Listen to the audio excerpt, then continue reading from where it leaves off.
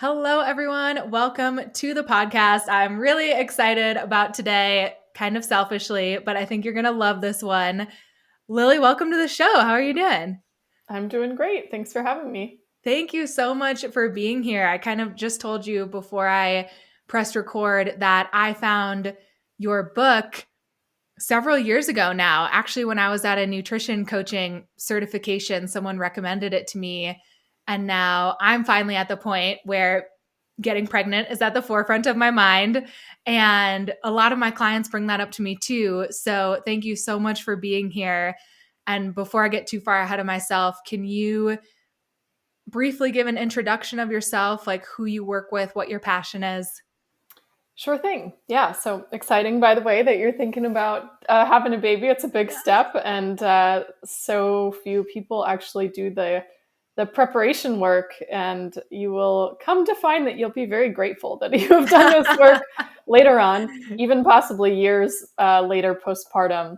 So my name's Lily Nichols. I'm a registered dietitian and certified diabetes educator, and my work is primarily around pregnancy, postpartum, fertility, and really looking at the gap between what our current guidelines tell us to do versus what we're finding out from newer research.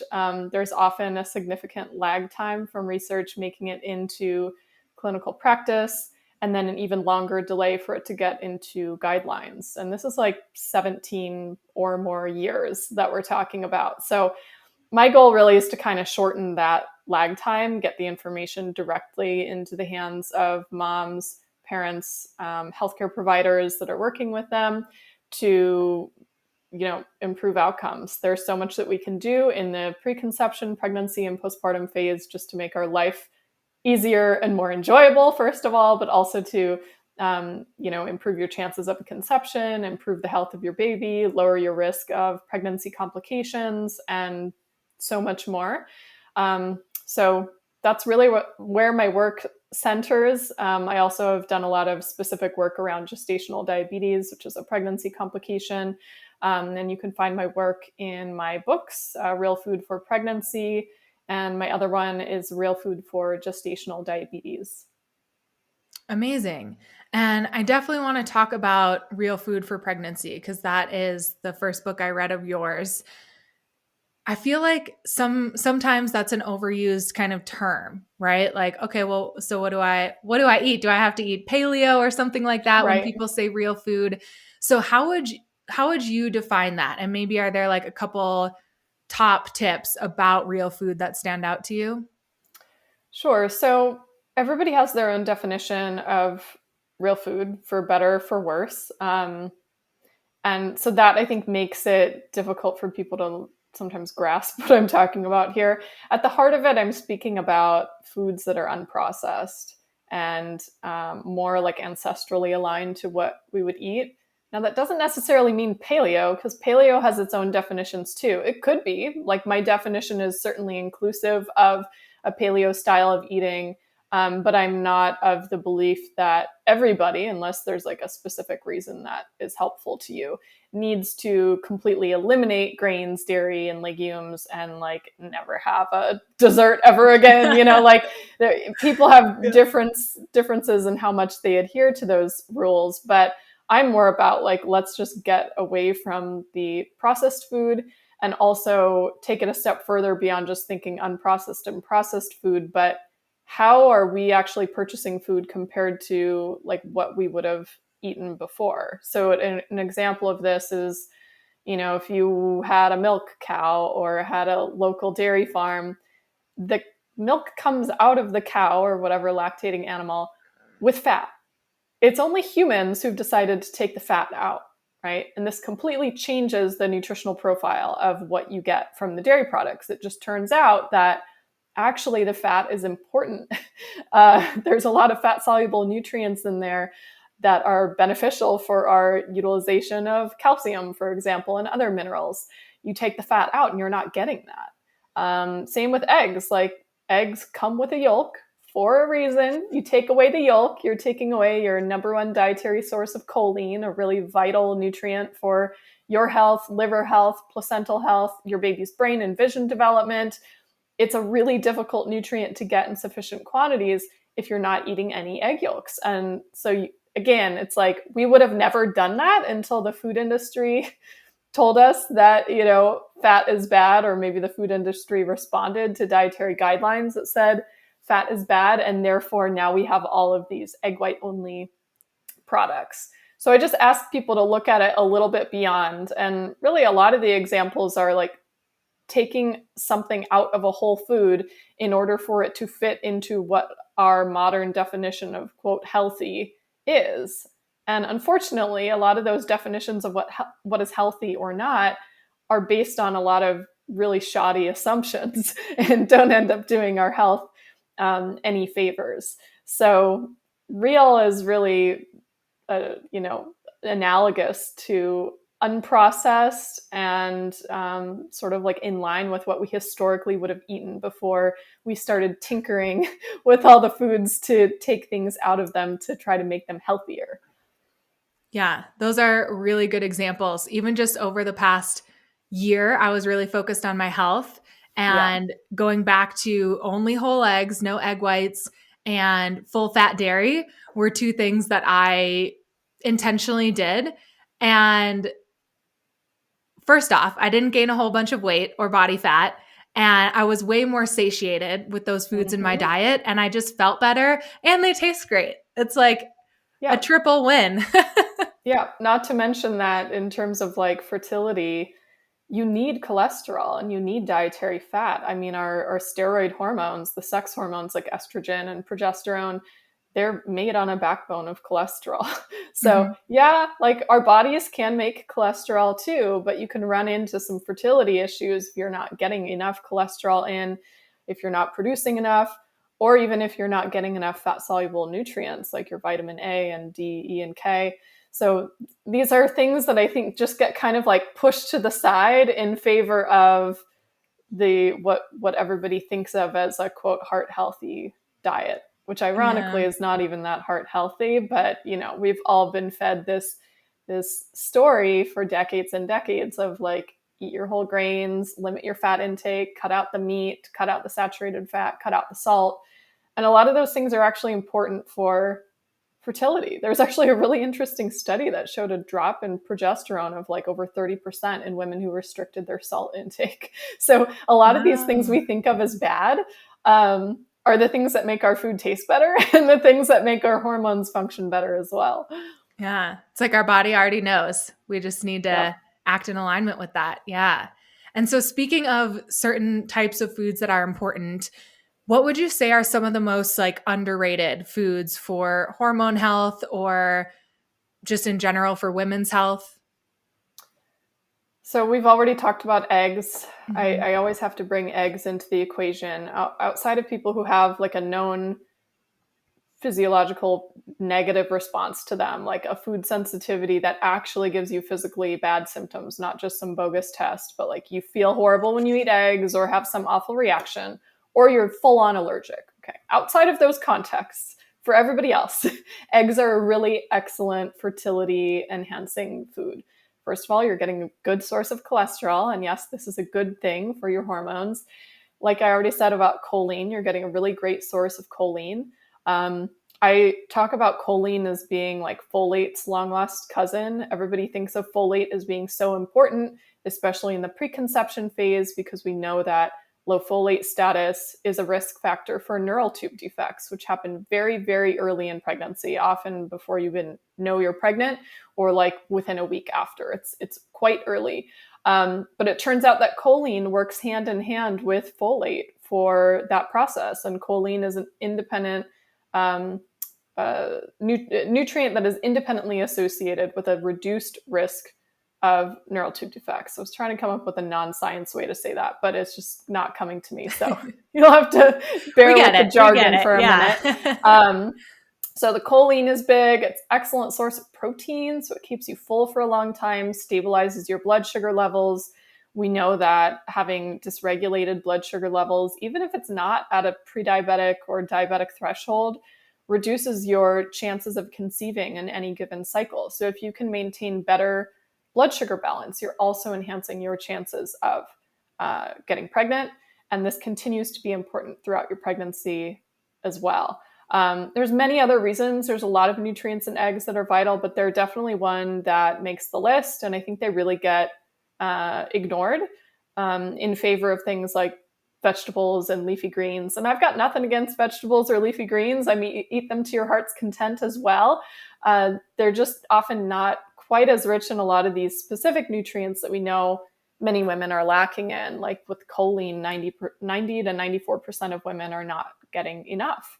And now that we know That's so a much huge more number. about it, oh, absolutely staggering. And it's most concentrated in animal foods. So when we have more and more people moving towards plant-based eating styles, most people are not supplementing with choline on the side to make up for a lack of it. So if you can incorporate eggs with the yolks, that's really good. About 2 of them will get you around halfway to your total needs for the day. Another food that I would consider would be like fatty fish, like salmon, sardines, really any type of seafood. And I would also include seaweed in that category as well. The animal seafoods provide you a lot of iron and zinc, copper, magnesium, selenium, iodine, quite a few minerals that are really important for fertility.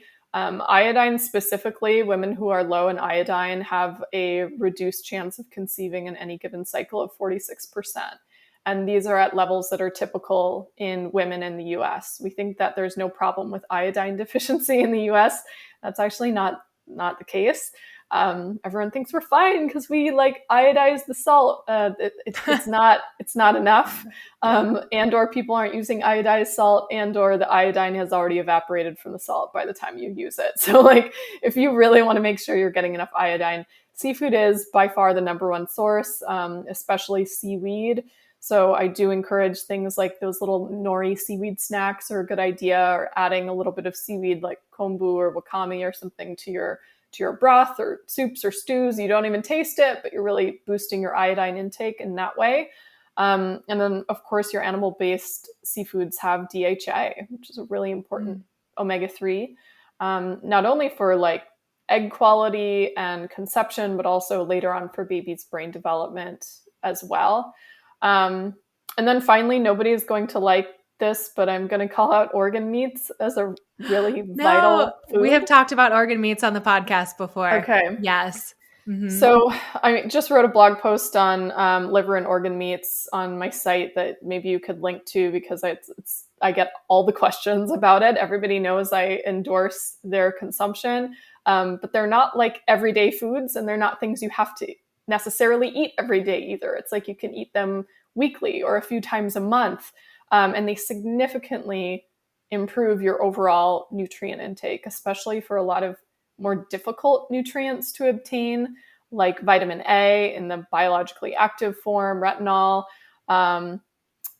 iron, zinc, choline. Like liver and eggs are kind of tied for choline. They're both really rich in choline. Really high in folate. People don't know this. Everybody thinks it's leafy greens, but liver is actually the number one most concentrated source of folate in our diet on like a ounce to ounce basis. Vitamin B12, really vital. Pretty much like you name all the B vitamins and it's all there for the most part in liver and organ meats. And in a lot of traditional cultures, these were foods that were really encouraged prior to conception for both parties of the conceiving couple, because they're beneficial to both male and female fertility. And they continue to be important sources of nutrients once you conceive as well. So if you can find a way to incorporate them, and I won't take up too much of our time talking about that, I'll just refer you to that article. It is a huge, huge boon to your overall nutrient intake. Yeah. And one thing that I like to do is either buying organ meats along with your like cow, for instance. I usually buy like an eighth of a cow, and I can request liver with that. There are some good supplements out there too. So I'm sure, did you kind of go over those in your blog? I talked about desiccated liver and some different places to get it. We do the same with like a cow share and get the organ meats there.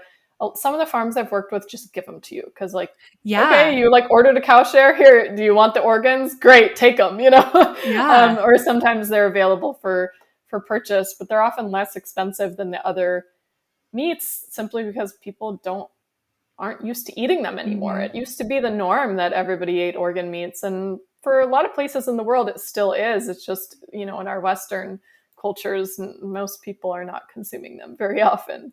Yeah. So that's great. Eggs, organ meats, seaweed. Those are some good ones. And thank you for the practical tips of like how to add those in too. And don't be afraid to get creative if you're listening. I'm sure you can Google how to add seafood into my diet or seaweed recipe, and you will get all kinds of ideas. Also, canned sardines. I got to throw in a vote for those because they're actually delicious. Like, Yeah. I'm so glad I've added those into my diet. So, thank you for those ideas. And then, one question I have, speaking of diet for hormone health, for fertility, how does this apply to women at different stages of their life, their journey? Like, if somebody is kind of in my shoes, are the recommendations really different versus somebody who is pregnant or maybe is a mom already? Are there a lot of variations there? There's a lot of overlap, I will say Okay. that. A lot of the foods that are supportive of menstrual cycle health and hormone balance are the same foods that improve your chances of conception and egg quality, improve your health throughout pregnancy, reduce your risk of complications, support fetal brain development and whatnot, and are also the ones that are helpful for postpartum recovery, breastfeeding, producing enough like nutrient sufficient, micronutrient sufficient breast milk. Like these are all, there's a lot of overlap.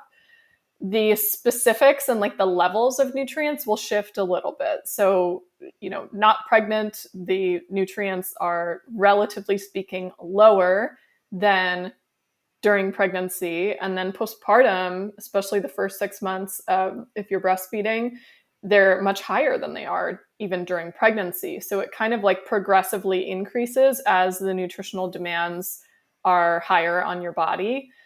That said, I also see a great benefit to really boosting your nutrient intake in the preconception phase to kind of build up your nutrient stores prior to conceiving. So while like on paper, the nutrient requirements aren't quite as high yet because you don't have a baby relying on you yet. At the same time, it's a helpful time to build those nutrient stores because there's a little less concern about like over consuming or over supplementing things in the preconception time. So if you can start like building up your nutrient stores, start taking a prenatal vitamin, start incorporating organ meat into your diet, maybe. And like just displacing as much of the processed and sugar foods out of your diet ahead of time, you'll come into pregnancy with really solid nutrient stores, which greatly reduces your chances of pregnancy complications. So there's like a whole body of data saying, during pregnancy, differences in dietary intake are optimal and help reduce your chance of complications and whatnot. There's a whole nother body of data that points to the preconception window as a critical time because that's the time frame that actually influences egg quality and sperm quality, particularly the 3 months leading up to pregnancy. But you can go much further back. Like there's no bad time to start eating a better quality diet. And arguably, if you have the luxury of planning a pregnancy, I don't want anybody to be like concerned if you're already pregnant, like, oh my God, I didn't do all this prep work. It's like levels of optimal, right? If you have the luxury of planning, there are no downsides to improving your intake and improving your diet quality ahead of pregnancy. I think for the most part, a lot of people only start thinking about it after they've conceived. And that's especially kind of can create sort of some mind games because that's often when your not so great pregnancy symptoms start to creep in. You get to week 6 or 7 of pregnancy, and that's usually when the nausea and the food aversions and these other things start up. So if your plan was to like, I'll just have salad with salmon every day once I'm pregnant, if that's your plan, you're probably going to be derailed just naturally by symptoms. And I don't want to say this to scare anybody, but just to reiterate, like, you will feel so much more reassured when you're in your first trimester feeling lousy that you already did a lot of this grunt work like ahead of time. And you'll already have the taste buds and remember how good you feel like when you do eat that way, that once your symptoms subside enough that you can go back to eating like sardines and whatnot, you'll be reassured that, you know what, at least I like did this prep work. I know this tastes good. I know I'll feel better when I start eating this way again. And you can kind of ease back into it as those symptoms subside. Again, not everybody is hit hard by it. Some people avoid the symptoms altogether, but really the data suggests like 90% of women are going to have at least some degree of nausea. So just prepare for that. Yeah. And I have heard that a lot from clients that I work with who then get pregnant and they have food aversions. And oftentimes, what I have heard is they have no desire to eat protein. And we know how important protein is for the body.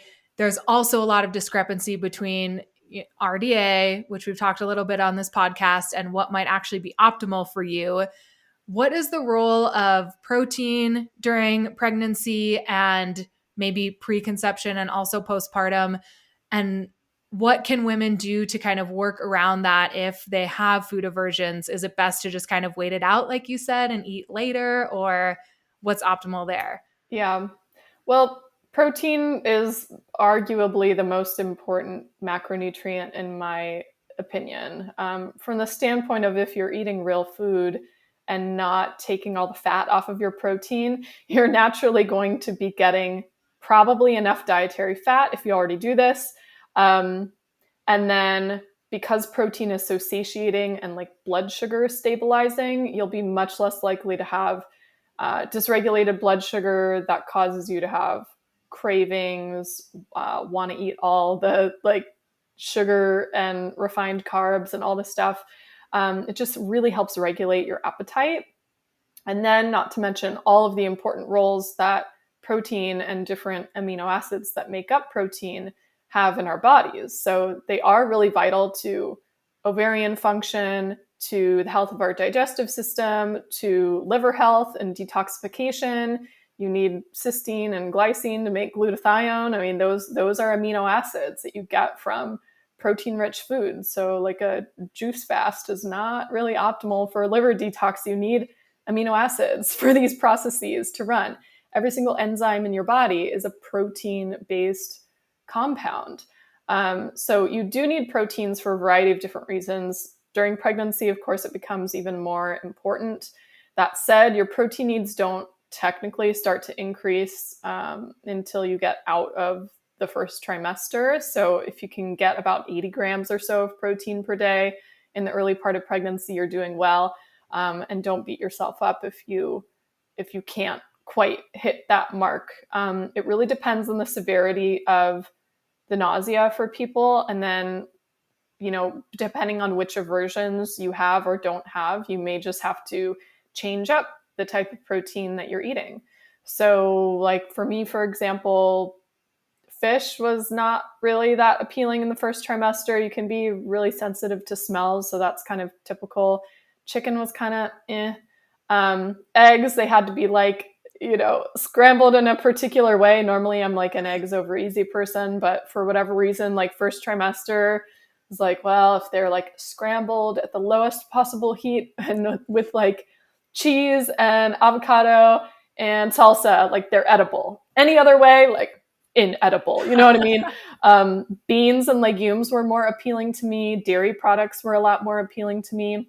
I hear that a lot, actually, by the way. So if you're really like averse to anything meat or fish, like flesh proteins, consider your other options. Try your nuts and seeds and peanut butter, dairy products, eggs. Think about how you can hide those things in other foods. Can you get a smoothie down that's based on like a Greek yogurt, or do you have like a collagen protein powder or something that you could use to boost up your protein, but it's in a drinkable, cold, fruity, non-smelly kind of a way? Can you get other people to cook for you? Sometimes when the food is already made, it's fine, but just the act of like preparing food, you just lose your appetite for it as you're cooking. It's kind of like, I mean, everybody has a different severity of it. I'd say, relatively speaking, my nausea and aversions were really quite mild compared to some of the cases I've worked with. But still, it's kind of like this sort of low grade, I'm not sure if I have food poisoning or not. It's sort of the feeling where you're just like, I don't know if it's a good idea to eat that. It might not stay down. Ooh, I could just have one bite.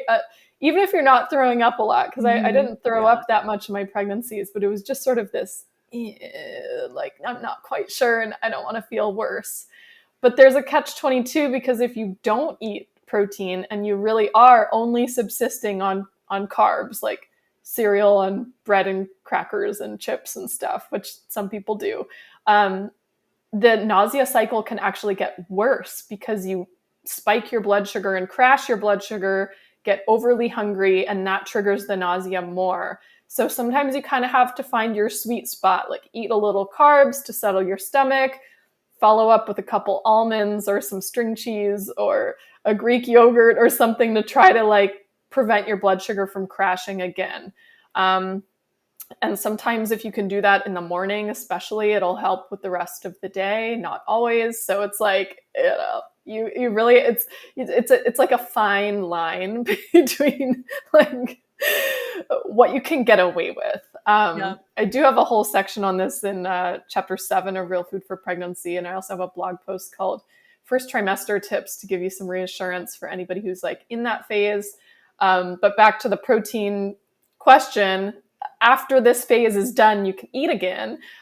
Really, you want to be prioritizing getting enough protein. We have some new data showing that the RDA was actually set too low for pregnancy by quite a lot, a significant underestimate. And actually, we need maybe more like 100 grams of protein per day. At most, the previous recommendations were maybe like 70 or 71 grams per day, or even less if you're going by like an RDA calculation. So you do need a significant amount of protein. If you take that 100 grams and split it across 3 meals, it's like 30 plus grams of protein per meal. If you're having snacks, you can kind of spread it out a little more between snacks as well. But that's more than a lot of women are consuming. They actually did a study looking at how many women in the US are actually hitting those higher targets. And in late pregnancy, when the protein requirements are at their peak, like 33% of women were hitting the mark for protein. Going by the true needs, the higher needs, the ones that we identified as of 2015. Like, we're quite late at actually running these studies in pregnant women specifically. But as those studies come out, we need to respond to it. You know what I mean? We need to like acknowledge that, whoa, we kind of got this really wrong and we could do a lot better. So let's get those protein needs up. And then postpartum, they're even higher than that. So that's something that everybody forgets. You just think, baby's born and everything, my nutrition can take a back seat, or I can go on a crash diet to try to lose the baby weight really quickly. And that's the opposite of what your body needs to heal properly. You really need a lot of food postpartum, specifically a lot of protein. So this is kind of like a trend towards increasing protein over time as you progress in pregnancy and give birth and breastfeed. And then once baby starts weaning or has introduced solids and isn't nursing as often, your nutrient needs slowly start coming back to baseline. Mm-hmm. Yeah. Thank you for those examples. And a lot of people who listen to this podcast also resistance train and work out quite a bit. And so hopefully everyone listening eats over 100 grams of protein every day. I think they do. Yeah. So yeah, just reiterating the importance there and of all of these nutrients that obviously it's great to get as much as possible from food, but you mentioned prenatal, and that's a question I get a lot too, is like, how do I find a good prenatal? I would love to hear your advice on this and then talk a little bit more postpartum too. So if someone's looking for a prenatal, again, nothing replaces food. We all know that, but what are some key things to look for? Yeah. So there's a lot to potentially look for, actually. It's Yeah. not a short answer. First of all, just from a general standpoint, if you want to really hit all the marks, and I want to add that we talked about the protein RDA being off. There's a lot of other RDAs that are set really far too conservatively, too low for the true needs. B12 is one. You actually need triple the amount of B12 than they recommend to not become deficient. Anyways, with regards to pregnancy and breastfeeding. So like looking at a supplement fact sheet and seeing, oh, it hits 100% of the daily value is actually not a very good indicator that the product is going to truly meet your needs. And that's very confusing on a consumer level. So that's one consideration. And some of the specific nutrients that I would look at probably being higher than the RDA would be vitamin D, choline. Hopefully it even includes choline. It often doesn't. Vitamin B6 and vitamin B12. Those would be some that you want to definitely get more than the RDA. Could probably add others, but those would be some of the most important ones. Another one would be looking at the full spectrum of nutrients that it includes. So some prenatals will only pick a handful of nutrients. There's like a really popular brand that I won't name that only has like 8 or 12 nutrients. I can't recall off the top of my head, but it's not a full spectrum prenatal. It honestly feels like they kind of just pulled random nutrients out of a hat and like stuck it into this product. I don't know why they leave out specific things. So you want one that has both vitamins and minerals, and you want it to have really the full complement of all of them. You don't just want a prenatal that randomly leaves out vitamin B6 or randomly leaves out choline or iodine or selenium. Like those things are important as well. And they're also things that people are often not consuming enough of. So full spectrum. You're probably not going to get your full daily dosage of all of these nutrients in a single capsule product, like a 1-a-day product. If you're like really in the throes of nausea and that's all you can keep down, like something is better than nothing, certainly. But just from the sheer physical size of some of these nutrients, you can't fit them all into one capsule. I mean, you'd have like an enormous like elephant-sized pill if that was the case. A couple examples of things that are really bulky are like choline and a lot of the minerals like calcium, magnesium, things that you need in larger like milligram dosages, but are just bulky. So you're probably looking at a minimum of like a 2 to 3 capsule a day, upwards of maybe even like an 8 capsule a day. And some of my most favorite prenatal formulas are 8 capsules a day. It's like, if I have the choice between something that falls short or something that covers all the needs, I'm going to go with something that covers all the needs. So Full Well is a really good one, formulated by a registered dietitian, fertility specialist. Seeking Health is another good one, formulated by a naturopathic doctor. These are ones that have metabolically active forms of nutrients. So it has like the form of folate that your body can actually process rather than folic acid. I have a whole blog post on folate if people want to debate me on that argument. It has sufficient amounts of vitamin D, which a lot of prenatals don't. It has sufficient amounts of B12, has choline, it has the minerals. It just has all of the things that you need. So that's what I would look for. It's very challenging though, because it's slim pickings out there. Most of the prenatals I look at are really disappointing for many reasons. You can tell that the manufacturers have cut corners, or, you want to follow up that the company does independent lab testing to actually prove that what's in the bottle, what's in the capsules is actually in there. Plus purity, or is it contaminated with heavy metals? You want to have a company that batch tests every single batch of their product. And that's something you can email them to ask about and ask for a certificate of analysis to see that. Most companies don't do that, or they do batch skip testing where they test every other batch. And you never know, like, what if one of your suppliers is lying about the purity of their product, or something went wrong in the formulation and suddenly this batch has only 50% of the B12 that's on the label. Like, a good company is going to check for those things and rectify it rather than just putting it on the shelves. And if you don't test, you don't know. So, yeah. And that's important to remember with all supplements, right? Like, I always look for third-party testing on supplements that I'm buying, and being aware of what are the actual values in here, and are those legit? Like, that's important to remember with any supplement that you want to spend money on, because everyone wants to take your money. So be looking into those things. But thank you for those recommendations too. And the other thing I wanted to ask you about is, you kind of touched on some postpartum nutrition tips.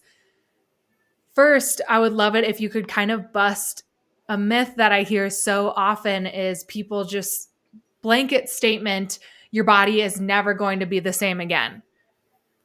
Yeah.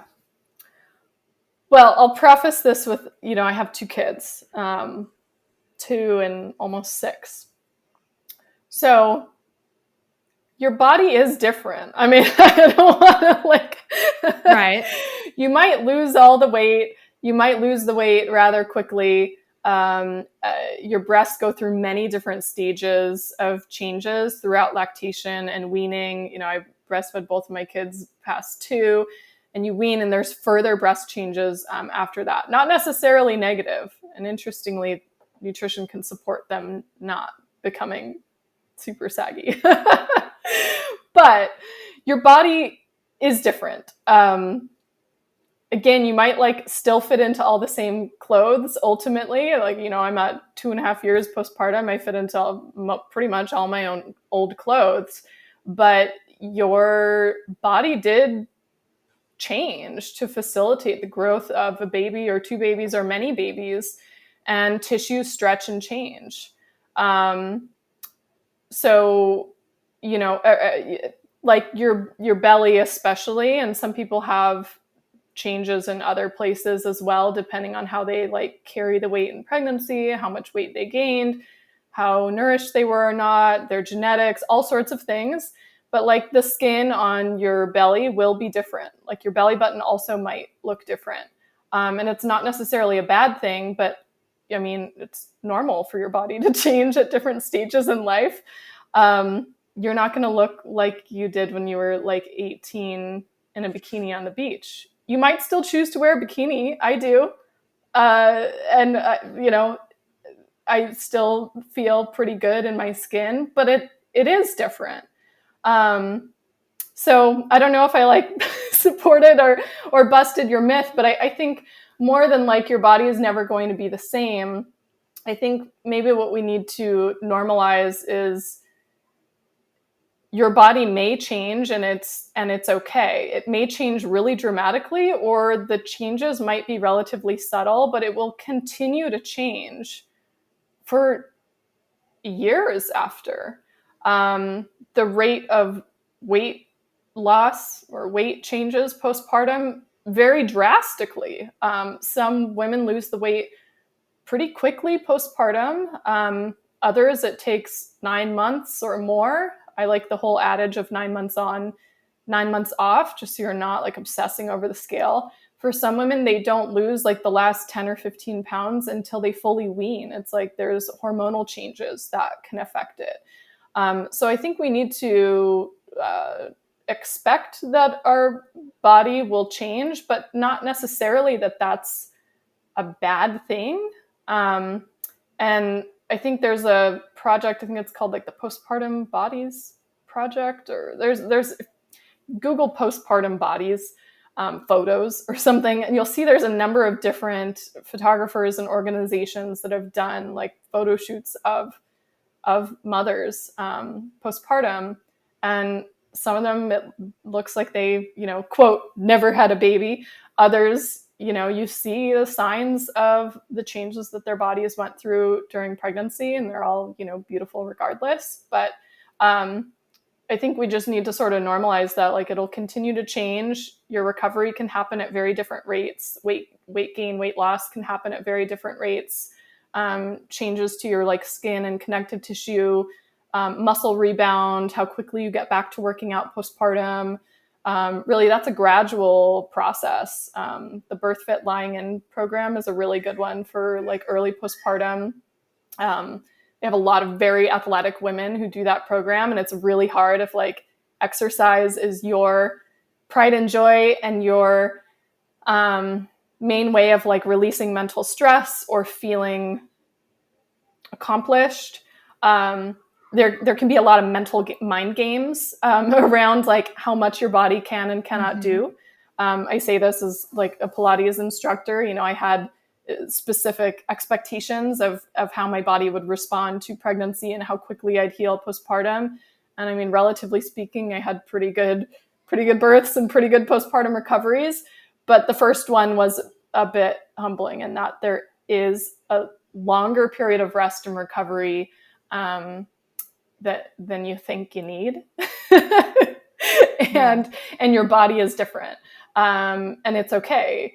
But you can also like build back up slowly over time with, you know, care and awareness to how your recovery is going, maybe with the help of like a pelvic floor physical therapist or women's health physical therapist as needed. And you can build back up, and you might be stronger than you were before you were pregnant at some point. You might love your body more than before you were pregnant too. There's a great deal of like satisfaction with this, like, my body built this human. How did that happen? You know, yeah. I think if we reframe that a little more as like the goal and really focus on appreciating what our bodies can do, as opposed to sort of like the, physical milestones or like external features, I think everyone's life would be a lot better. Sorry, I went on a really long rant, but. No, I really liked that. I think I honestly love that answer, because I think in a lot of areas of our life, or when we're setting different goals, we compare to a previous XYZ version of ourselves. And this, I think, is one of those times that's really highlighted for a lot of people. But just like you said, it doesn't need to become a negative thing. We're always going to have, we are human beings. There's always going to be that little comparison angel or devil on our shoulder. But accepting our bodies are always changing, and they are always going to change. And if you can release some of that pressure or control or negative comparison, I think it can really, really set you free to exactly what you ended on, that appreciation, that gratitude for what your body is capable of. And that's just going to propel you so far into better recovery, back to your fitness and all of these things. And like you said too, there's no reason, sometimes clean slates or like periods of recovery, whether it's from an injury or pregnancy or anything, sometimes that is like the perfect way to plant new seeds for what you want to create. Yeah. Like, I think a lot of times we get scared by it. I know I have when there's like a blank slate in front of me and I'm like, do I have to kind of start over? But it allows you, again, so much freedom to be like, well, what do I actually want to create now? What do I want my wellness routine to look like now that I'm a mom, for example? Yeah, for sure. Yeah. And you might actually come to appreciate, a more slow and intentional recovery.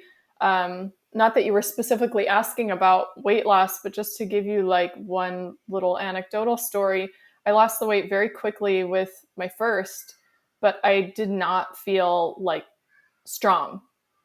I felt really depleted early postpartum. And I was doing the best that I could, but I didn't know nearly as much as I know about postpartum nutrition recovery as I do now. And I look back and I think I was trying to do it all. It's like the whole like, wow, you're super mom, you're doing everything. And I was like, no, you need to rest. You need to slow down. You need to not do it all for a while. And that's really how a lot of cultures treat postpartum. There's usually an older female relative, like your mom or mother-in-law or auntie or grandma, who comes and lives with you, or you go and live with her, and they take care of you and feed you nourishing food, and you just rest for like at least 40 days. You just rest. And we need to bring that back. With my second pregnancy, I did, I don't want to give the impression that I was like working out or something early postpartum with my first. I wasn't. I think it was just like, I couldn't keep up with the amount of food I needed to eat with breastfeeding. I tried, but like you're just so hungry. And if you haven't done the pre-prep of making food or having somebody there to make food for you, it's very easy to accidentally undereat. So while I lost the weight quickly the first time, I was undernourished. It wasn't as positive of an experience. Whereas with my second, I did a lot of prep work. I write about this on my blog, Real Food Postpartum Recovery Meals, if anyone wants to read that. I wrote that actually like while I was still pregnant. So I was writing how I was prepping, but I can now speak to the, like, you know, the other side of it. All of that prep work really paid off because I could stay better nourished. The weight came off slower. It came off over a couple of months instead of like, you know, right away in the first couple of weeks. But I was so much stronger. I was so much more energetic. Like everything, my mental health was better, even though my sleep was perpetually interrupted. It's like, it's fine, you know. So the holding on to a little extra weight was actually really important. And I remember thinking like, wow, I'm so glad my body has a little extra to pull from right now, because nursing takes a lot of energy out of you.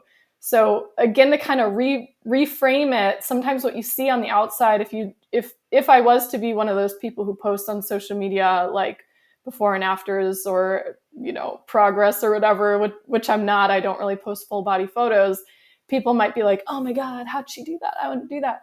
And I was happier and had a more positive experience having the weight come off slower the second round. And again, I wasn't trying to lose the weight quickly the first time. That's like the consequence of not being fully supported the way that we should be.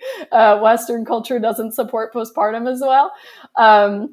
But it was a positive thing to lose the weight more slowly. So if we can sort of just like hone in on like, what's physiologically happening here? What is our body demanding of us? This is a time of really significant like replenishing of nutrient stores and rest and recovery, because we're still like, the work is not done when you're nursing. You're burning more calories than you did while you were pregnant. So you got to like keep that input coming in to support that. Thank you so much for sharing that perspective. I think that is really, really important to hear. And I mean, I hope no one listening puts a lot of stock in before and after photos of any kind, because there's always a story behind those and a lot of details that usually aren't shared, you know, to be totally honest, in today's age of just get more likes or clicks or whatever. So really, really appreciate that perspective. And one other thing I wanted to get your advice on or your thoughts on really quick is, I know you are a registered dietitian, so you have a vast knowledge of calories and macros, yet you are a proponent of mindful eating and not so much tracking every morsel that goes in your body. And this is something that I spent like the last year working towards as well, from a background of very, very intense tracking to I haven't tracked in months now and eat intuitively and mindfully. And I love it. But I would love to hear your thoughts on like why that is the strategy that you recommend. Yeah, I actually, it's funny. It's been a process, I think, for all of us in the nutrition world. I think we all waver between different,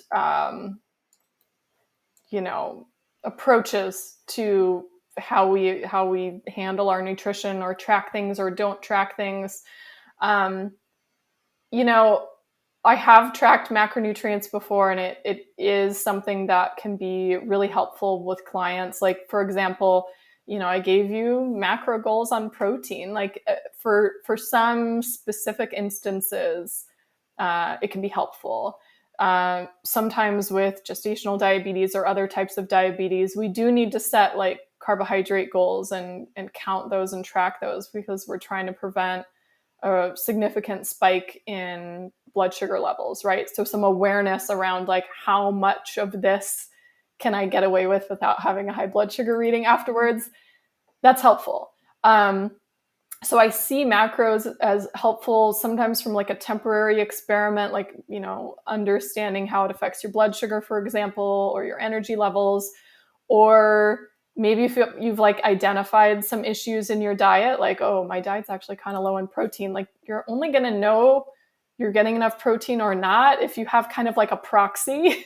And so that is actually one of the macronutrients I think is helpful. I often do set like those minimum goals of like 80 grams or so in the first half of pregnancy, 100 or so grams in the second half of pregnancy. Of course, you can adjust that up or down based on your body weight, activity levels, all those other factors. But outside of that, I don't often recommend like really strict macro counting. It can be inaccurate unless you're like obsessively weighing every single thing. It's not always 100%. So if you like get to the end of the day and you're like, oh, I underate on whatever, but your body's actually full and you're like forcing yourself to eat because the numbers told you you need to, or the opposite can happen, opposite situation as well.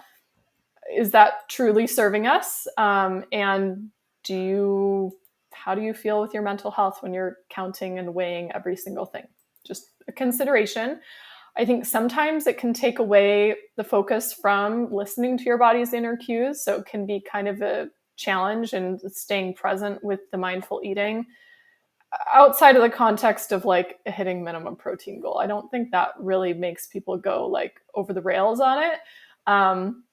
But sometimes if you're so focused on the numbers, you're not paying as much attention to what everything inside is telling you. It's natural for our caloric needs to shift day to day, and thus our macronutrient needs as well. But when we treat our bodies like, it's a machine and not a living entity, sometimes we can run into some issues there.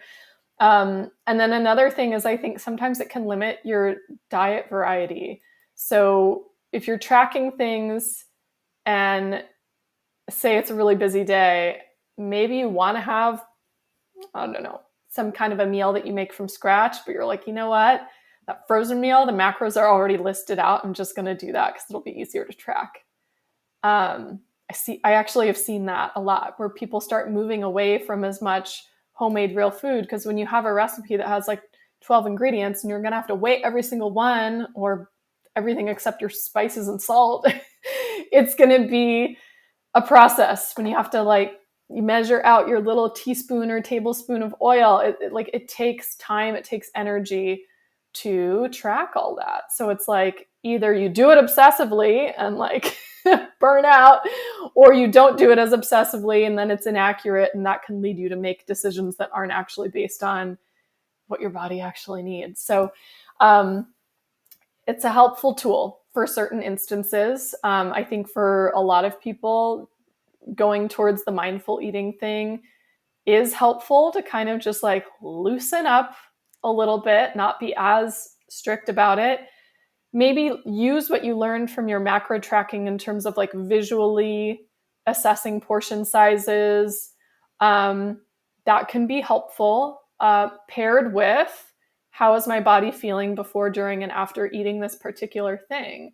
And if you are still hungry at the end of that typical meal, permission to eat more food. You probably need to eat more food. Did you have a busier day?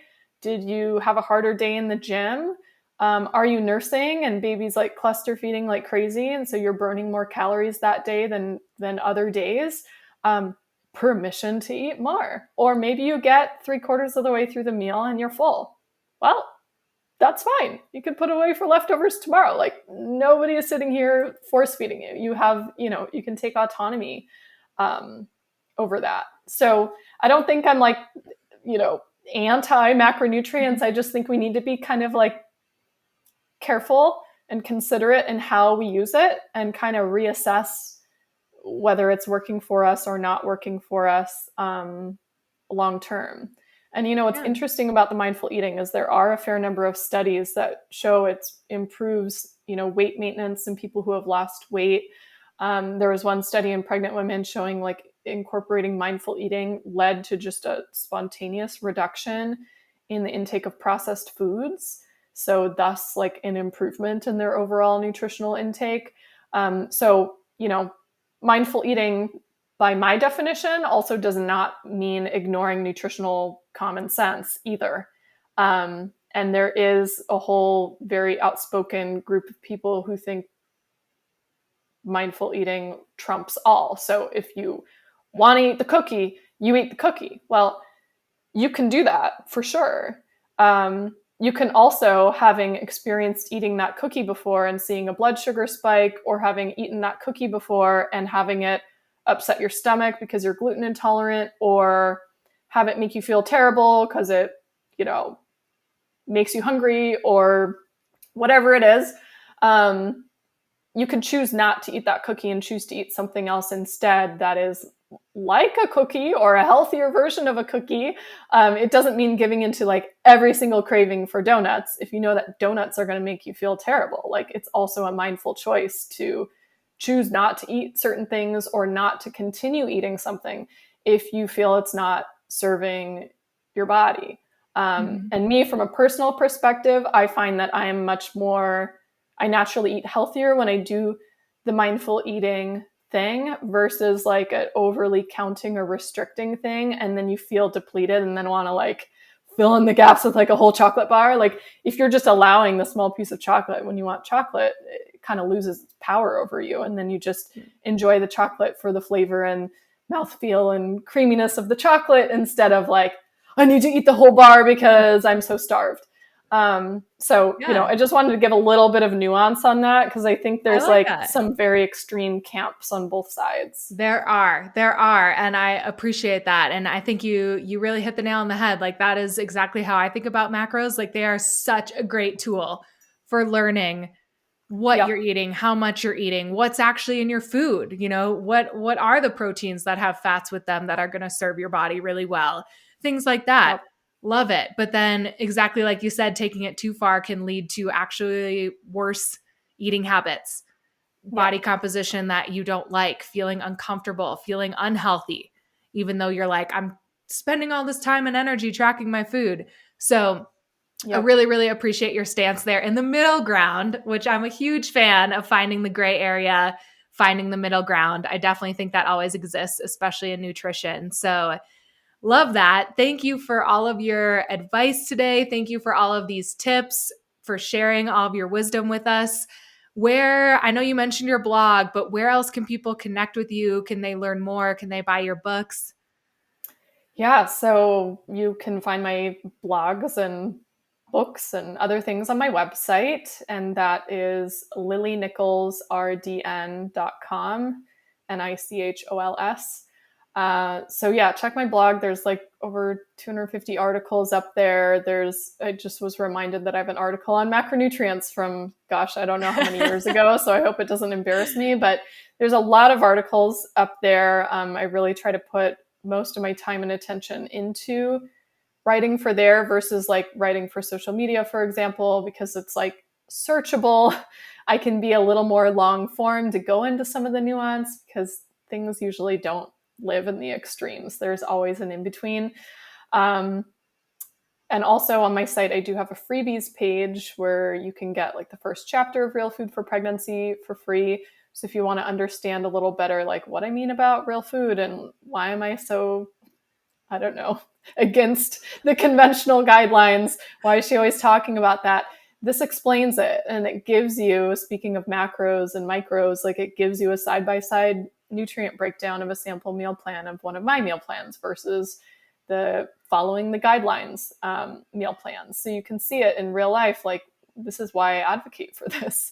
And then as far as social media, you can find me mostly on Instagram, although I'm on some of the other channels as well. And my handle's the same as my website. So it's Lily Nichols RDN. Great. Thank you again. I'll link all that good stuff in the show notes, and we appreciate you guys listening. If you like this episode, share it with a friend, share it to your social media. And thank you again for being here, Lily. Thank you.